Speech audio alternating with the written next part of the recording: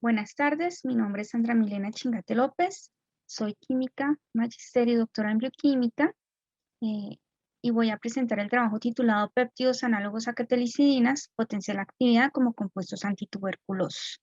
Este trabajo fue dirigido por la doctora Luz Mari Salazar y la doctora Fanny Guzmán de la Universidad Nacional de Colombia y de la Universidad Católica de Valparaíso en Chile.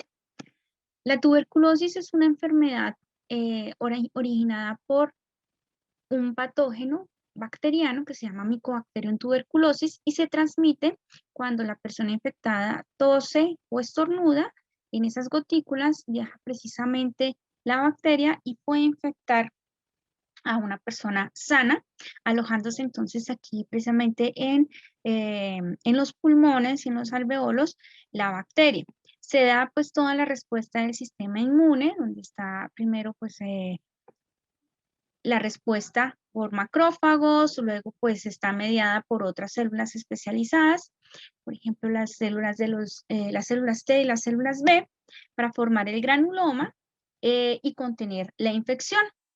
Finalmente, ¿qué tenemos? Que se puede detener la infección a través del granuloma o que podríamos erradicar la infección. Entonces tenemos dos posibles situaciones. Una, cuando tenemos la tuberculosis activa.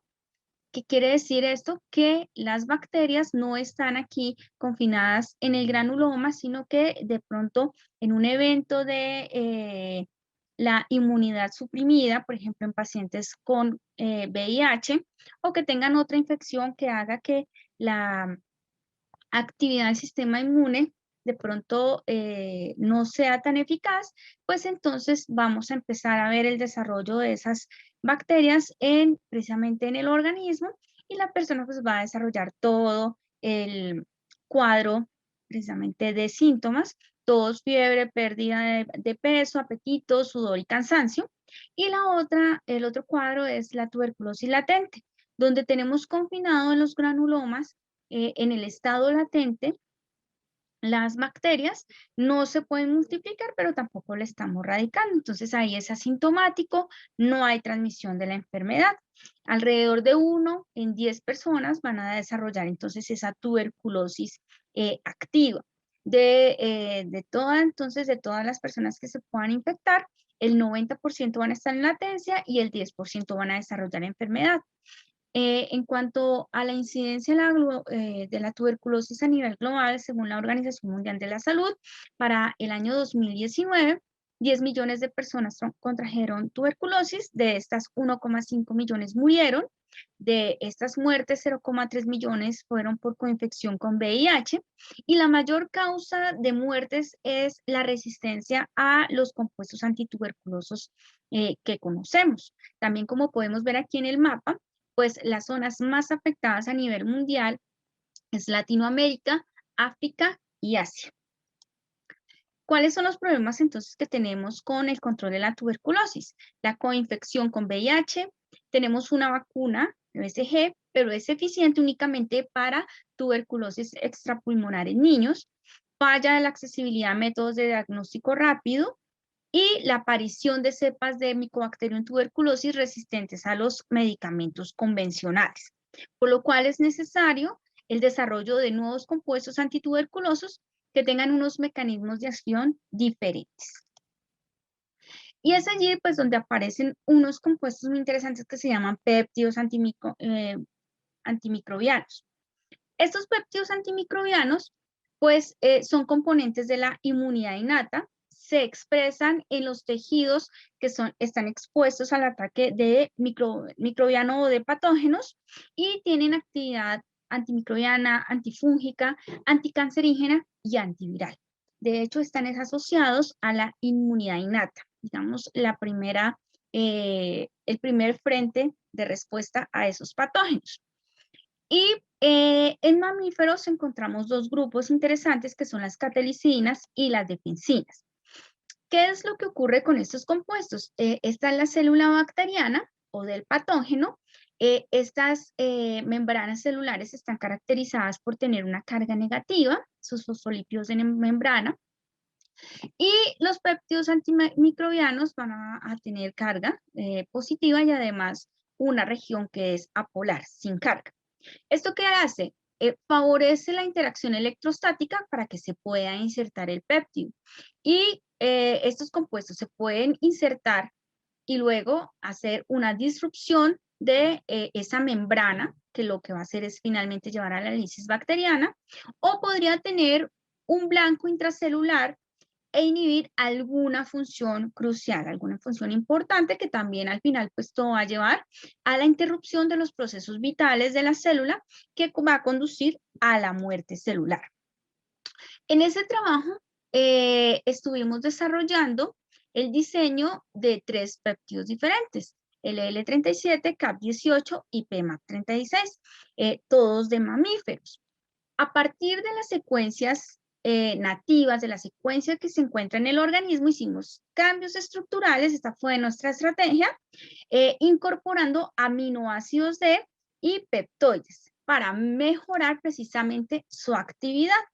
Pero para poder determinar cuáles eran las secuencias, digamos, el segmento que tenía la mayor actividad antibacteriana, pues utilizamos métodos bioinformáticos que nos permitió determinar cuáles son esas estructuras. Hicimos cambios en la estructura por esos aminoácidos no naturales para hacer finalmente un pool de péptidos bioactivos que tuvieran estas modificaciones. Se hizo la síntesis, purificación y caracterización química correspondiente en el laboratorio para luego con estas moléculas pues ya hacer una comprobación a nivel in vitro de cuál es su actividad. Primero, que tanto, digamos, podría afectar esas células bacterianas y lo otro, pues, observar cómo es su interacción con la bacteria en sí, a través de microscopía confocal y de microscopía de transmisión electrónica. ¿Qué pudimos observar? Hicimos varios análogos de cada una de estas familias de péptidos y pudimos notar que los péptidos que tenían aminoácidos de lisina tenían mejor actividad antimicobacteriana. También determinamos que los péptidos con aminoácidos D incrementan esa actividad cuando se combinan con isoniazida y canamicina, que son medicamentos convencionales contra la tuberculosis, y que los péptidos análogos no presentan hemólisis ni citotoxicidad, eh, lo cual es bien, bien importante precisamente porque pues no va a afectar entonces al hospedero, sino va a afectar a la persona que podría eventualmente tomar el medicamento. En cuanto a la microscopía confocal, podemos ver en rojo los péptidos, en azul tenemos la bacteria y se puede observar que precisamente el péptido está atravesando la membrana. Aquí podemos ver un gráfico donde podemos observar también el eje Z y pudimos determinar que el péptido efectivamente está atravesando la membrana y se está ubicando en el interior de la célula. Entonces, esto nos implica que es posible que tenga en su posible mecanismo de acción interacción con la membrana, pero también es posible que haya un blanco intracelular. Otro de los ensayos que hicimos fue la determinación de cuál es la interacción de esos péptidos con la membrana, pero a través de la microscopía de transmisión electrónica. Ustedes pueden observar aquí que efectivamente está en la membrana y pues cómo se empieza a adelgazar la membrana.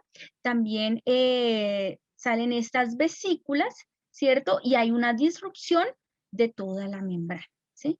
De esa membrana celular. Estos son bacilos de Mycobacterium smegmatis, o sea que sí hay una interacción también con la membrana y que allí ocurre pues también un mecanismo especial que es el mecanismo principal de los péptidos antibacterianos.